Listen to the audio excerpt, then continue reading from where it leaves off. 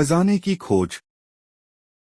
एक गांव में रामू नाम का एक किसान अपनी पत्नी और 4 बेटों के साथ रहता था। रामू खेतों में हल चलाकर खूब मेहनत करके अपने परिवार का पेट पालता था, परंतु उसके चारों लड़के बहुत आलसी थे, जो गांव में दिन भर इधर उधर घूमते रहते थे। एक दिन रामू ने अपनी पत्नी से बोला कि अभी तो मैं खेत में काम कर रहा हूँ, लेकिन जब मैं बूढ़ा हो जाऊंगा तो इन लड़कों का क्या होगा? ये तो हल चलाना या खेत में काम करना भी नहीं जानते हैं। रामू की पत्नी कहती है कि ये धीरे धीरे काम सीख जाएंगे और फिर खेतों में काम करने लगेंगे। समय बीतता चला गया, लेकिन रामू के लड़के अभी तक कोई काम करना नहीं सीखे थे। एक बार रामू काफी दिनों तक बहुत बीमार था और खेतों में काम करने नहीं जा पा रहा था। उसने अपनी पत्नी को कहा कि वह चारों बेटों को बुलाकर लाए। उसकी पत्नी चारों को बुलाकर लाती है और फिर रामू अपने बेटों से कहता है कि अब मैं ज्यादा दिनों तक जिंदा नहीं रहूंगा, मेरी उम्र हो गई है।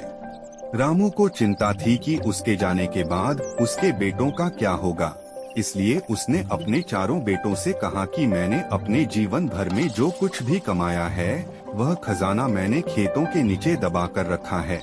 मेरे जाने के बाद तुम चारों भाई उस खजाने को निकालकर आपस में बांट लेना। यह बात सुनते ही चारों भाई बहुत खुश हो गए। कुछ समय के बाद रामू की मृत्यु हो गई और उसकी मृत्यु के कुछ दिन बाद उसके चारों बेटे खेत में दबा खजाना निकालने गए और उन्होंने सुबह से लेकर शाम तक सारा खेत खोद दिया, लेकिन उन्हें कोई भी खजाना नहीं मिला। घर आकर उन्होंने अपनी माँ से बोला, माँ, पिताजी ने हमसे झूठ बोला था कि उस खेत में कोई खजाना है। हमने पूरा खेत की खुदाई की, लेकिन कोई खजाना नहीं मिला। उसकी माँ ने बताया कि तुम्हारे पिताजी ने अपने जीवन में यही खेत और घर कमाया है। अब तुम लोग खेत की खुदाई कर ही चुके हो तो उसमें बीज भी डाल दो। इसके बाद चारों भाइयों ने बीज बोए और माँ के कहनुसार उसमें पानी देते गए।